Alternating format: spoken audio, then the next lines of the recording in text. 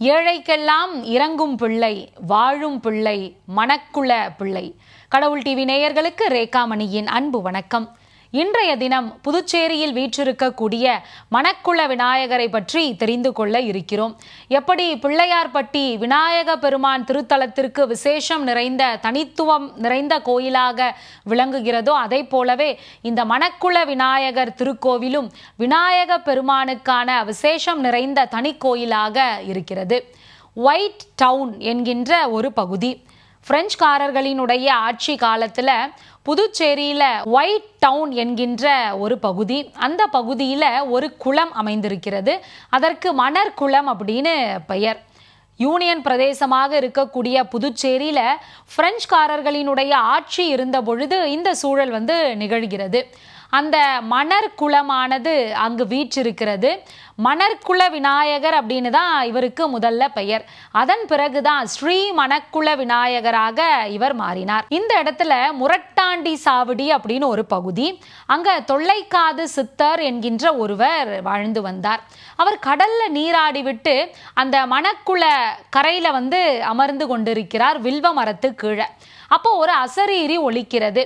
அந்த அசரீரியின் மூலமாக அவர் அங்க மணக்குள விநாயகர் இருப்பதை தெரிந்து கொண்டு அந்த விநாயகரை கொண்டு அந்த இடத்துல பிரதிஷ்டை செய்து வழிபட்டு வந்தார். அந்த விநாயகரை வழிபட இவருக்கு அந்த ஆத்ம சக்தியானது இன்னும் அதிகமாகி போக மக்கள் இவரை கொண்டாட ஆரம்பித்தனர். விநாயக பெருமானை தினம்தோறும் வழிபட ஆரம்பித்தனர். அதனால் இவர் மறைந்த பிறகு அந்த திருக்கோயிலின் மேற்கு புறமாகவே இவருக்கு சமாதியானது அமைக்கப்பட்டது. பக்தர்கள் அதனை செய்தனர்.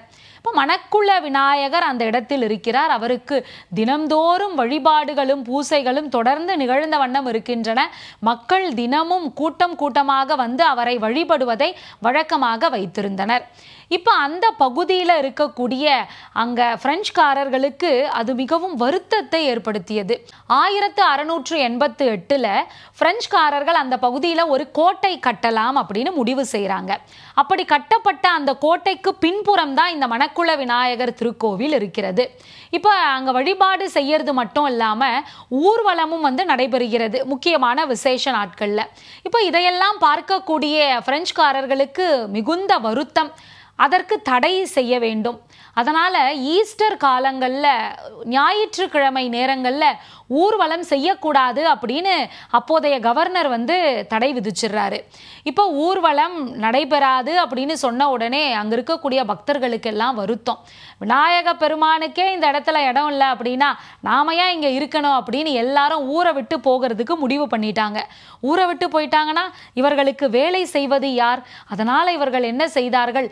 மக்கள் இங்கேருந்து போகக்கூடாது, பரவாயில்ல நாம கொஞ்சம் கொஞ்சமாக அவங்களுக்கு உரிமை தரலாம், கொஞ்சம் கொஞ்சமாக உரிமையை எடுத்துக்கலாம் அப்படின்னு சொல்லி அவர்கள் ஒரு முடிவுக்கு வந்துவிட்டனர். வழக்கம் போல உங்களின் வழிபாட்டினை நீங்கள் தொடங்கலாம் அப்படின்னு. இப்போ இந்த சூழல் ஒரு புறம் இருக்க, இந்த திருக்கோவிலுக்கு பக்கத்தில் ஒரு பூங்கா, அந்த பூங்காவுக்கு சொந்தக்காரர் மும்பரே அப்படிங்கிற ஒருவர். இப்போ அவருக்கும் இந்த திருக்கோவிலுக்கு மக்கள் கூட்டமாக வருவது பிடிக்கவில்லை.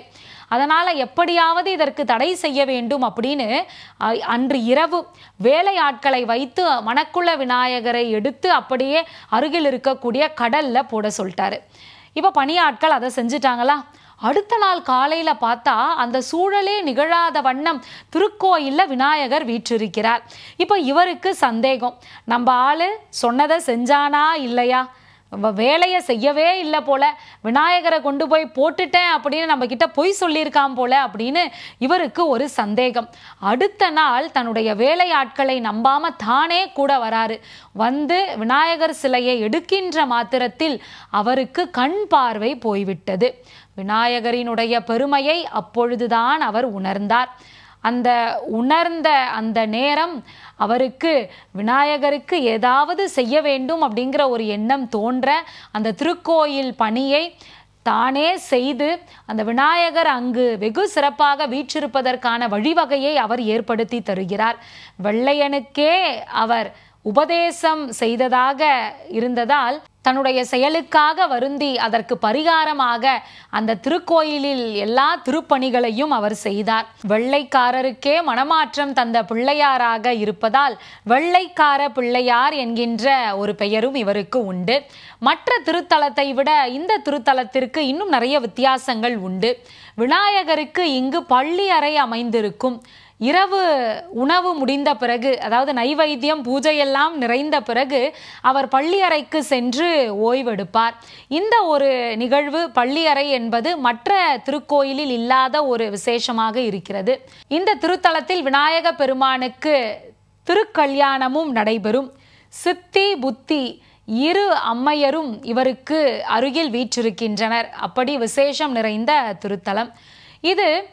திருக்கோயிலாக மட்டும் இல்லாமல் ஒரு சுற்றுலா தலமாகவும் உலகம் முழுக்க இருந்து பக்தர்கள் வந்து தரிசிக்கக்கூடிய ஒரு அற்புத தலமாகவும் இது இருக்கிறது. பாண்டிச்சேரியிலிருந்து வேறொரு ஊருக்கு செல்ல வேண்டும் என்று சொன்னால் அங்கிருக்கக்கூடிய பக்தர்கள் இந்த திருக்கோயிலுக்கு வந்து விநாயக பெருமானை வணங்கிவிட்டு அதன் பிறகு செல்வதை வழக்கமாக வைத்திருக்கின்றனர். அவர்கள் சென்று வருகின்ற வரை பாதுகாப்பாக, அவர்களினுடைய பயணமும் பாதுகாப்பாக, தான் இருக்கக்கூடிய அந்த பகுதியும் பாதுகாப்பாக இருக்கக்கூடிய ஒரு சூழல் விநாயகரை வணங்குகின்ற பொழுது தங்களுக்கு கிடைப்பதாக அவர்கள் உணர்கின்றனர். உலக அளவில் இல்லாத அளவில் இந்த திருக்கோயிலினுடைய கோபுரம் முழுவதும் பொன்னினால் வேயப்பட்ட ஒன்றாகவும் இருக்கிறது. பல அருளாளர்கள் வந்து வணங்கிய தலமாகவும் மகாகவி பாரதியார் விநாயகர் நான்மணி மாலையில் இந்த விநாயகரினுடைய பெருமையை போற்றிய ஒருவராகவும் இருக்கிறார்.